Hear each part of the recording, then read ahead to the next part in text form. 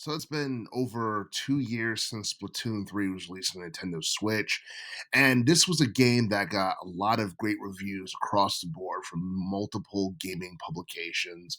I'm talking about IGN, I'm talking about Game Radar, I'm talking about Famitsu, Eurogamer.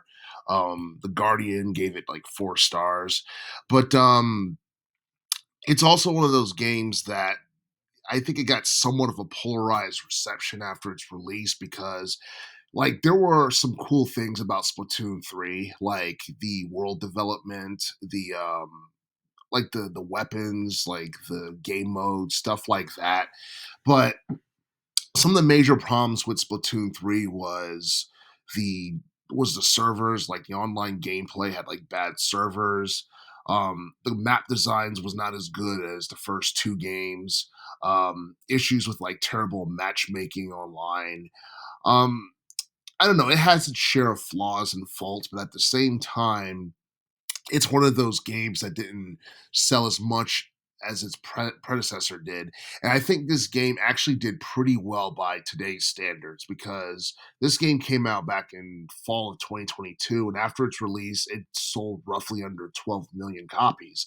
And Splatoon 2 did like over 13 mil or 13 and a half mil after it was released back in 2017. And and I don't know, I feel like Splatoon 3, even though it's a pretty good game, it stood out the way that it did because it came out in 2022, because 2022 wasn't really a great year in relation to video games for the most part, felt very lackluster. And it's quite possible that Splatoon 3 mainly stood out because there wasn't really a lot going on. I mean, I feel like with Nintendo, there were some decent releases, Splatoon 3 being one of them. We also got, Bayonetta 3 and the controversy, surrounding that game. We got Xenoblade Chronicles 3, which came out. We got Pokemon Lands, Arceus. We got Kirby and the Forgotten Land. We got some pretty cool games that came out that year. But I think Splatoon 3 sold the most out of them all, if I'm not mistaken. I could be wrong about that, but I think that's the case. And a lot of people will go on record and tell you that Splatoon 3 was probably the best video game of 2022. And I feel like if that game came out like in 2023 or whatever, it would have gotten overshadowed for the most part. And it would have ultimately hindered its overall sales. But I feel like it's gotten to a point where a lot of people have pretty much forgotten about Splatoon 3 for the most part, and they're looking forward to Splatoon 4. In fact, I think I made a video about that months ago on possibly get a Splatoon 4 game sometime in the near future, especially considering the fact that Switch 2 is supposed to be coming out sometime this year, or at least it's expected to be coming out this year. And I feel like a Splatoon 4 game would do big numbers on the Switch too, but I think it hasn't really been that long since Splatoon 3 had been out.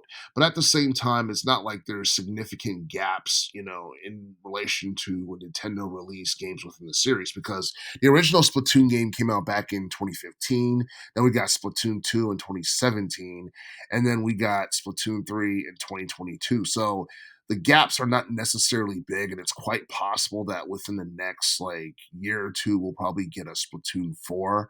And hopefully, like, some of the issues that we got Splatoon 3, like with bad servers and I guess the maps not being as good as like the older games, hopefully those are things that Nintendo can fix, and they can definitely like do better with some of the stuff that they got right in Splatoon 3 with like the graphics and the world development and the game modes and stuff like that. Basically take Splatoon 3 and just like fix all the flaws, and I guess just add to, I guess, the pros that the game that Splatoon 3 had. So hopefully that's something we'll get in Splatoon 4. I'm not expecting any updates or details or anything about Splatoon 4 this year. Although I would be happy if Nintendo did give us an update or give us some type of idea on what to expect for Splatoon 4. But is Splatoon 3 overrated?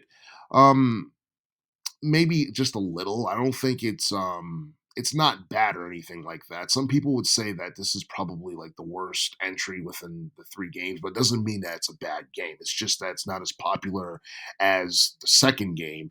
And the first game from 2015 was really popular because it was the first game in the series, and I think it was just getting off the ground. It was something new. It's something that people didn't expect from Nintendo, and I think that was something that added to the appeal of the first game. Now, like the Splatoon series is not as new as it was almost a decade ago. And the thing is, it's crazy to think that the Splatoon series has been around for a decade now. And so, I mean, I feel like, Splatoon 3 for the most part is a pretty good game. There's definitely things Nintendo could have done better or have gotten right. And I do feel like the flaws definitely detract from the overall quality of the game. But at the same time, seeing how well it did on a commercial level and seeing the fact that it shined like in 2022, a year that was kind of dark in relation to video game releases, that kind of tells you a lot about this game because I feel like this game could have gotten overshadowed by some of the other titles that came out on Nintendo or on the PlayStation 5 for that matter.